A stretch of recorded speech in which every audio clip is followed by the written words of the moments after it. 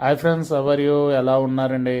ఈరోజు సండే కదండి, చికెన్ దమ్ బిర్యానీ చేసుకుందాం అనుకుంటున్నాం. ఇక్కడ ఇంకా మొత్తం చికెన్, ఓల్ చికెన్ దొరుకుతాయండి. ఇంకా పీసెస్ కింద కట్ చేసుకుని ఈరోజు ఇంకా సండే ఫుల్గా దమ్ బిర్యానీ తిందామని ఫిక్స్ అయ్యాం. ఇంకా దమ్ము మ్యాగ్నేట్ చేశానండి. అలాగే రైస్ కూడా నానబెట్టుకున్నాం. రైస్ అయితే ఒక 30 minutes బాస్మతి రైస్ నానబెట్టుకున్నాను. తర్వాత వాటర్ బాయిల్ చేసుకుని కొత్తిమీర, పుదీనా, లవంగాలు, యాలకులు. ఇంకా చికెన్ దమ్ బిర్యానీ దమ్ అయితే ఫుల్ వీడియో పెడతానండి మొత్తం.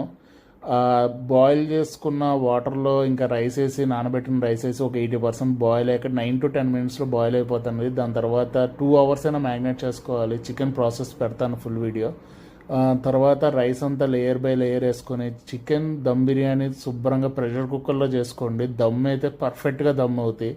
మీకు ఇంకా కింద ప్యాన్ పెట్టుకొని మళ్ళీ ఆ ప్రాసెస్ కొంచెం కష్టంగా ఉంటాయి. అదే మీకు 5 liters ప్రెషర్ కుక్కర్ ఉందంటే నీట్గా అయిపోతాయి. సాజీరా అలాగే ఫ్రైడ్ ఆనియన్స్ నీట్గా వేసుకుని, నెయ్యి అది వేసుకుని దమ్ పెట్టేసుకున్నారంటే కరెక్ట్గా 20 to 25 minutes నీట్గా మీకు లేయర్ దమ్ముతో వచ్చేస్తాయి.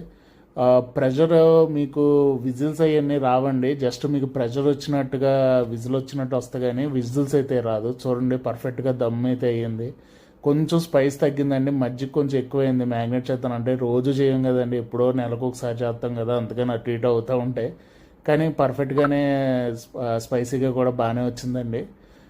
తర్వాత ఇంకా ఈరోజు ఇంకా దమ్ బిర్యానీ చేసిన మా వైఫ్ ఏమో ఇంకా ఉన్న మిగిలిన చికెన్ ఫ్రై చేసేస్తాను, ఇంకా మళ్ళీ ఫ్రిడ్జ్లో పెట్టుకుని తింటాం ఎందుకని ఫ్రై కూడా చేసింది. ఇంకా దమ్ కొంచెం స్పైసీగా, అంత స్పైసీ లేదంటే సరే అని స్పైసీగా చేస్తానని చెప్పి నీట్గా స్పైసీగా చేసిందండి. ఆయిల్ అది కూడా దక్కించి ఓన్లీ 4 pieces, తలో 2 pieces గడికి శుభ్రంగా తిన్నామండి. ఇంకా తిన్నాక ఇంకా ఐకియాకి వెళ్దామని ఫిక్స్ అయ్యాం. ఈరోజు సండే కదా అని మంచి నిద్ర వేసి.